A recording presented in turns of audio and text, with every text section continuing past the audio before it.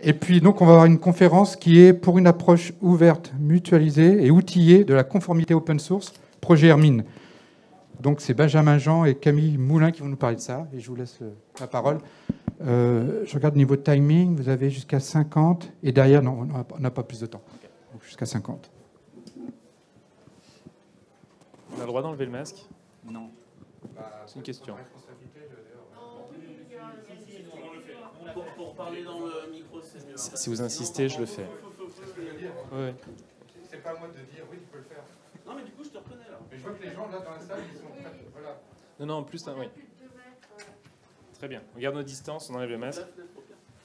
Et on fait attention à la distanciation. Donc, bonjour à toutes et à tous. La présentation, je lance en même temps le timer, d'aujourd'hui sur donc, le projet Hermine. Projet Hermine pour une approche ouverte, mutualisée, outillée, la conformité open source. Et donc, c'est une présentation que je fais moi-même, donc Benjamin Jean. Je suis le président fondateur du cabinet InnoCube, aussi contributeur à un certain nombre de projets et de logiciels libres, avec Camille Moulin, donc je suis consultant dans le même cabinet InnoCube. Et aussi contributeur à un certain nombre de projets de logiciels libres. On le dit parce que pour nous, c'était quelque chose d'important, ne serait-ce que dans le projet Hermine en lui-même. InnoCube, c'est un cabinet de conseil en stratégie. On s'appuie. L'idée, c'est d'appuyer d'un point de vue stratégique l'utilisation et la réutilisation et la diffusion de projets et de modèles ouverts. On a une expertise technique toute relative, je dirais. On a avant tout un cabinet de conseil.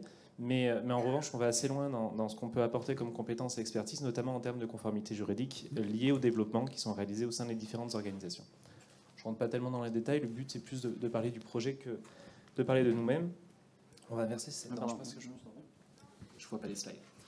Donc, Hermine, c'est un projet open source, un logiciel libre. Il est pensé comme tel. On le pense aussi dès le début comme un projet communautaire. Donc, le but n'est vraiment pas que nous, InnoCube, portions ce projet à la place de ses utilisateurs, mais au contraire qu'il y ait une communauté qui vienne utiliser et donc maintenir pour favoriser et maintenir le logiciel en question.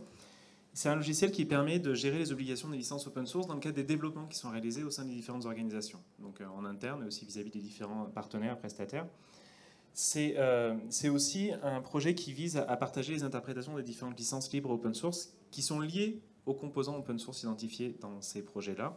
Pour ceux qui connaissent et qui ont touché justement à cet exercice de la conformité logicielle, notamment lié à l'open source, la difficulté elle est d'identifier d'une part les différents composants, mais aussi, une fois qu'on a les composants et qu'on a les bonnes licences associées, ça on y reviendra, d'avoir une interprétation, donc d'associer aussi le regard juridique lié à l'utilisation des différents composants au regard de leur licence et dans le contexte qui est celui de l'utilisation du logiciel.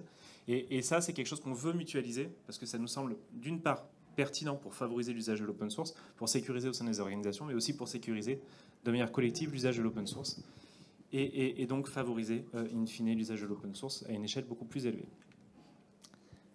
Donc, c'est le premier constat sur lequel on revient, c'est que de toute façon, l'open source est de partout. Donc aujourd'hui, il n'y a plus une seule personne, une seule organisation qui peut dire « moi, l'open source, je ne connais pas ou j'en utilise pas ». Une aparté très rapide, mais j'étais associé à un projet dans lequel on avait un CTO d'un grand groupe qui avait, j'allais dire promis, c'est pas le terme, mais qui avait signé un engagement selon lequel aucun composant open source n'était utilisé dans la solution qu'il livrait à son client. Jusqu'à le projet allait plutôt mal, jusqu'à ce qu'il y ait un audit de code et qu'on se rende compte qu'il y avait plus de 50% du projet qui était basé sur des logiciels open source, ces composants, des dépendances. Alors, il était de bonne foi, à mon avis. Bon, ça, on ne pourra pas vérifier. En tout cas, je pense qu'il avait vraiment la certitude que ces développeurs, ces ingénieurs n'utilisaient aucun composant open source. Sauf que c'est plus comme ça qu'aujourd'hui qu'on développe et que de fait, l'open source se retrouve de partout. Et même en voulant l'éviter, finalement, en fait, tous les outils qu'on peut mettre en place pour éviter l'usage de l'open source peuvent être mis en place aussi pour s'assurer que l'usage est bien conforme à ce que les licences imposent. Donc pourquoi est-ce que c'est important? Parce que l'open source, c'est pas du tout le domaine public. L'open source, c'est pas juste libre de droit comme on peut voir de partout, comme on peut le voir parfois sur Internet. Je ne reviens pas sur toute la qualification juridique, où ça on pourra en discuter si vous voulez, l'expertise derrière, mais l'open source, c'est un mode d'exploitation des droits, des titulaires de droits sur les logiciels qui ont été développés. Donc il y a des développeurs, les développeurs ont des droits, plutôt que d'en faire un usage exclusif en disant si vous voulez l'utiliser, vous me demandez et je vous facture. Bon, ça peut être des licences, peu importe. Ils en font un usage inclusif en disant mon logiciel, je le mets à disposition sous tel terme, vous pouvez le réutiliser dès lors que vous respectez les termes. Donc l'usage de l'open source, c'est vraiment cette idée de cadre de réutilisation qu'il faut nécessairement accepter d'une part et respecter d'autre part, parce que sinon vous êtes contrefacteur. C'est toute la force de l'open source en fait, c'est d'être dans une logique vraiment d'ouverture et de collaboration, mais de s'appuyer sur des fondements qui sont suffisamment forts pour que les gens aient tout intérêt à respecter l'open source. Et juste en aparté, ou en tout cas en plus de ça, il y a aussi cette nécessité donc d'avoir une conscience des différentes dépendances utilisées par les projets open source. Vous savez que maintenant, quand vous développez de plus en plus, vous ne développez pas tout vous-même, vous faites appel à des dépendances donc qui elles-mêmes font appel à d'autres dépendances. C'est-à-dire que quand vous développez votre code pour fonctionner fait appel à plein d'autres composants qui sont développés par plein d'autres personnes. Et ça, vous n'en avez même pas forcément connaissance ou conscience quand vous développez en lui-même. Vous avez conscience du premier niveau de dépendance auquel vous faites appel, mais vous n'avez pas conscience du reste. Et ça aussi, c'est un exercice qui est nécessaire et sur lequel on s'appuie. En tout cas, l'idée d'Hermine, c'est de sécuriser cet aspect-là aussi, et qui permet d'ouvrir à d'autres enjeux pour les organisations, qui sont d'une part la sécurité. Donc une fois que vous savez précisément quels sont les différents logiciels, les différentes briques dépendances que vous utilisez dans tous vos produits, vous pouvez plus facilement, lorsqu'il y a une faille de sécurité qui est révélée à l'échelle mondiale, corriger la faille de sécurité dans tous les produits qui intègrent les dépendances. Et l'autre point qui nous semble, auquel on a une attache particulière, c'est aussi la question de la maintenance et la sustainability. Donc faire en sorte avoir conscience que les projets sur lesquels vous vous appuyez, parfois ils sont développés par juste une seule personne, ou par 2 ou 3 personnes. Et que si vous en faites un usage stratégique, si vous basez vos produits sur ces composants qui juridiquement sont soumis à des licences que vous avez validées, mais qui reposent sur 1 ou 2 personnes seulement, il y a un risque. Il y a un risque parce que la communauté peut en tout cas, ces 2 personnes peuvent très bien du jour au lendemain arrêter, ou on peut y avoir des problèmes plus graves. Mais donc cet enjeu de prendre conscience des personnes qui sont derrière les projets que vous réutilisez, ça c'est aussi quelque chose qui nous semble particulièrement important et qu'on cherche à intégrer dans le logiciel Hermine, et on y reviendra. Hermine, l'idée n'est certainement pas de réinventer la roue. Tout à l'heure, je vous disais, on est nous-mêmes contributeurs à un certain nombre de projets logiciels libres et open source. On est dans cet esprit-là, c'est-à-dire que ce sur quoi on travaille, c'est vraiment tout ce qui n'existe pas encore. Et ce qu'on essaye de faire, c'est de s'appuyer au maximum sur les logiciels, sur les composants et les briques open source qui permettent de répondre à ces différents éléments, prise en charge des différents aspects de la chaîne de conformité. Et notre idée, c'est qu'aujourd'hui, il existe un certain nombre d'outils open source qui permettent de répondre à un certain nombre de besoins, mais il manque encore beaucoup d'intégration, et aucun ne couvre l'aspect interprétation des licences, sur lequel on reviendra juste après. L'un des points sur la maintenance, c'est que cet aspect est parfois abordé, mais il est très souvent négligé. Donc on va nous dire oui, en général on ne le fait pas, ça nous arrive de le faire, mais en général on ne le fait pas. Donc le but, l'objectif d'Hermine, c'est vraiment de disposer d'une chaîne complètement open source, tout le code destiné à être open source, pour traiter l'ensemble des enjeux de conformité juridique au sein des organisations, et de partager tous les aspects d'interprétation des licences. Donc on s'intéresse à la fois aux personnes qui sont impliquées sur le code et aux personnes qui sont impliquées sur les aspects juridiques liés à l'open source. Et l'un des objectifs aussi associés à celui-ci, c'est celui d'améliorer la visibilité des enjeux de maintenance, donc de pérennité des projets qui sont réutilisés au sein des organisations, quelque chose qui est encore malheureusement trop peu pris en compte. Donc on a ces 2 parts. On parle de gestion mutualisée de la conformité logicielle. Je ne sais pas quelle conférence vous avez entendu jusqu'à ce jour, mais entre aujourd'hui et hier aussi, l'idée on peut partager un certain nombre de codes entre sociétés qui pourtant sont concurrents ou partenaires, c'est quelque chose qu'on entend de plus en plus et c'est une évidence. L'idée de la gestion de conformité open source, c'est aussi cette idée finalement, vous n'avez aucun avantage concurrentiel à faire seul une meilleure sécurisation de la conformité open source de vos logiciels. Tout au contraire, faites-le avec les autres. C'est-à-dire que finalement, vous avez tout intérêt parce que ce que vous allez faire, c'est un standard et on ne pourra pas vous reprocher d'avoir fait différemment des autres, et en plus vous bénéficiez de tous les efforts et l'investissement qui est aussi celui des autres. Donc gestion mutualisée, la conformité logicielle, sur le code et sur les données, ce que je disais, on s'intéresse, on est impliqué dans un certain nombre de projets, ou en tout cas on échange avec un certain nombre de projets logiciels, de code ou de données qui sont nécessaires à interfacer dans le cadre d'Hermine, et Hermine fait cette glue entre cet ensemble d'acteurs. Pour le code, on parle notamment d'ORT, Yocto, ScanCode. Pour les données, Software Heritage, Clearly Defined et SPDX sont parmi les premières briques qui sont directement complémentaires à ce sur quoi on travaille.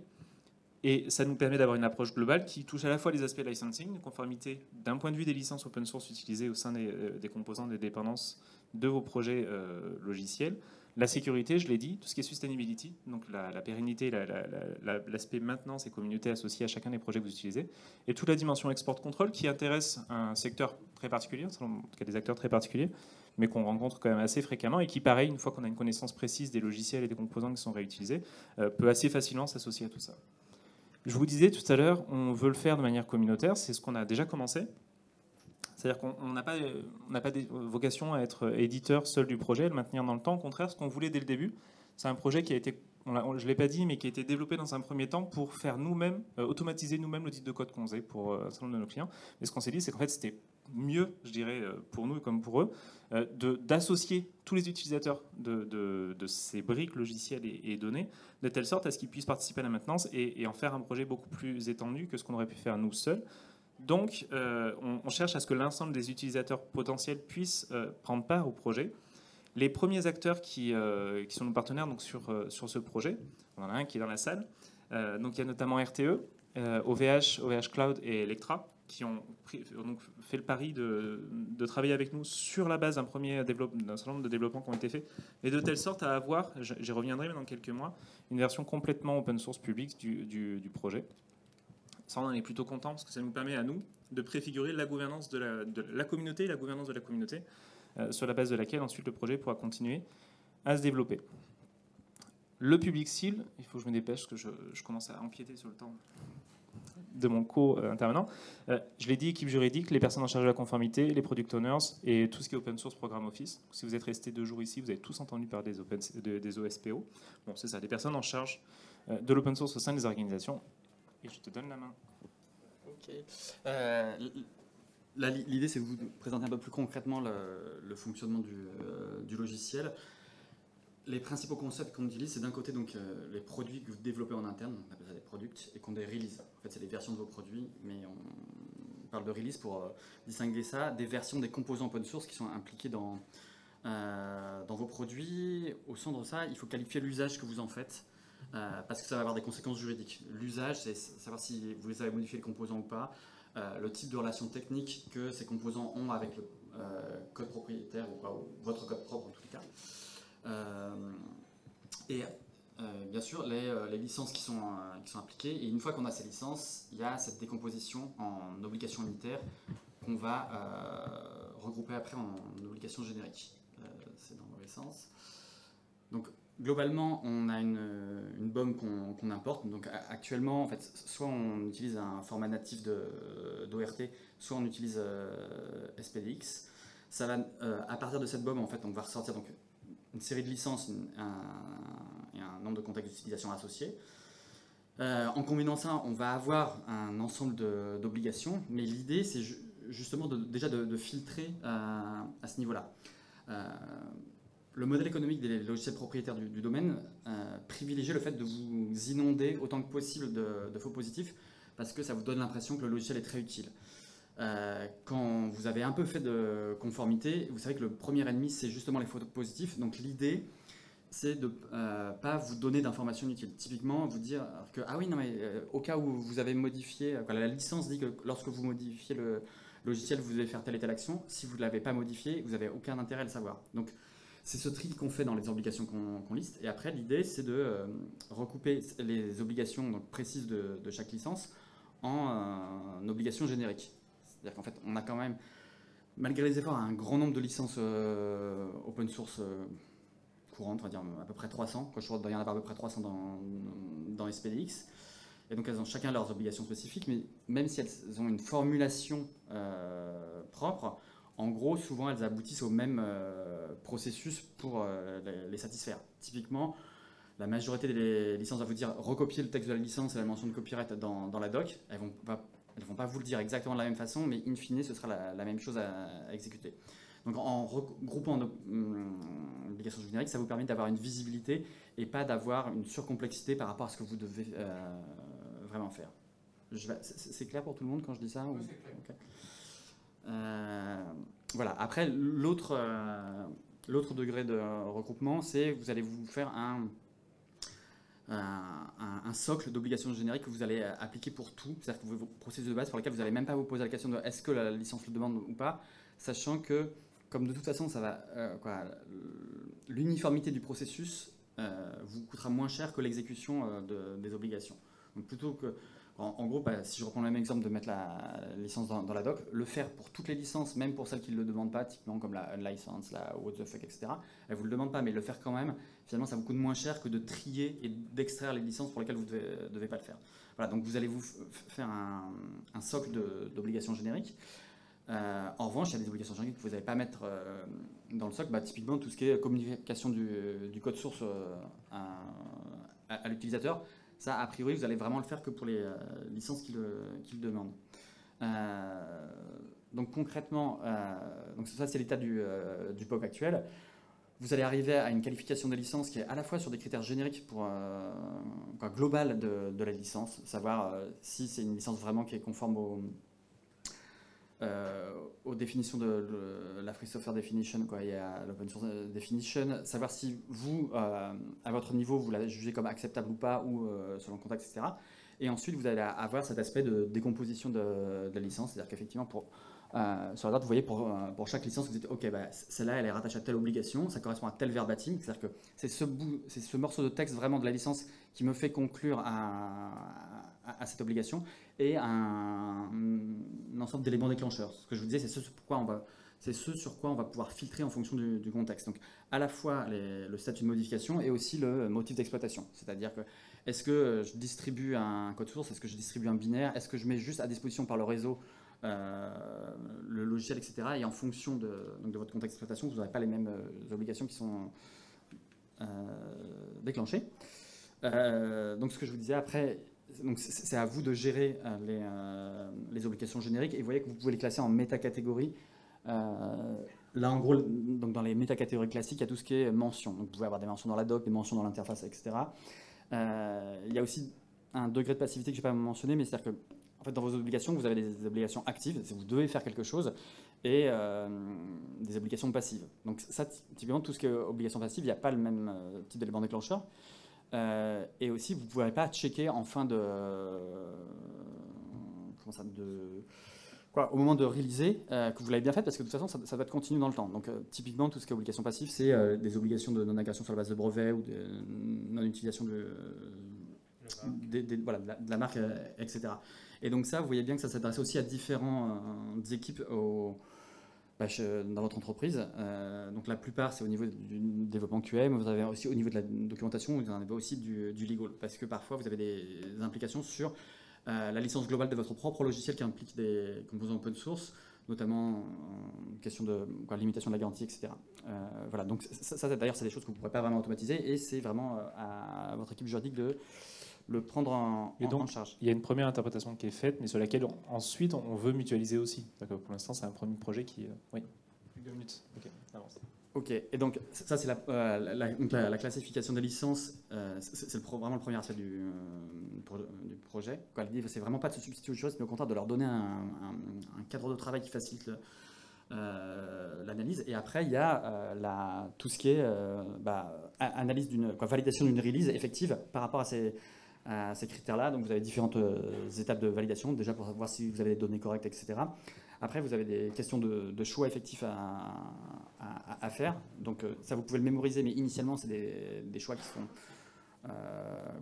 plutôt manuels. C'est-à-dire que quand vous avez un composant qui vous est proposé sur 2 licences, laquelle vous choisissez, c'est l'une ou l'autre, ou voir les deux si vous voulez que downstream, ils aient aussi le choix.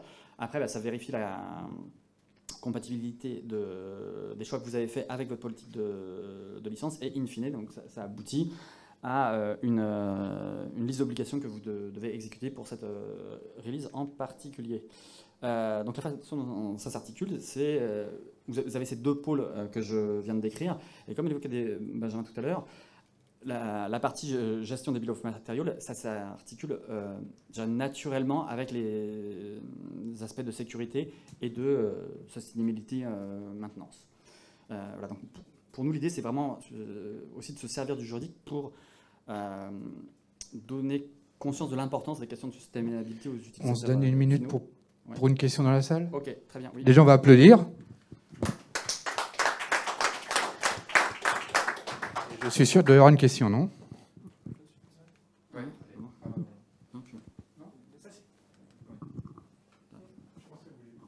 Oui, non, mais si, moi j'en ai plein, parce que le sujet m'intéresse vraiment. Ça a l'air... projet super intéressant que je découvre. Génial. Mais est-ce que vous avez déjà attaché la licence à des versions? Ou est-ce que, parce que il y avait un diagramme qui n'était pas très clair, la licence avait bien associé une version du composant et pas au composant. Exactement. Ok. En fait, vous pouvez penser à e-text. Typiquement, e-text, ils sont passés d'une licence avec un copyleft avec un copyleft à déclenchement par le réseau d'une version mineure à l'autre. Donc ça, c'est vraiment le truc de base. Il faut vraiment, il faut vraiment attacher une licence à une version et pas à un composant. Quand vous disiez que vous aviez des partenaires qui étaient des partenaires des boîtes en fait, et que vous alliez vers l'open source, vous imaginez que vous allez faire basculer dans une association ou ça reste des partenaires? C'est-à-dire pour moi, partenaire, malgré tout, il y a une notion de finance derrière, quelquefois. Alors, on est partenaire aussi. Vous passez dans une asso, il y a plein d'assos open source. Hein, donc, quelle est votre stratégie là-dessus? Ouais, là-dessus, on est partenaire au même titre que les autres partenaires qu'on a pu évoquer. Et l'idée, c'est là, on s'est donné 6 mois pour sortir un projet qui sera public et de travailler aussi.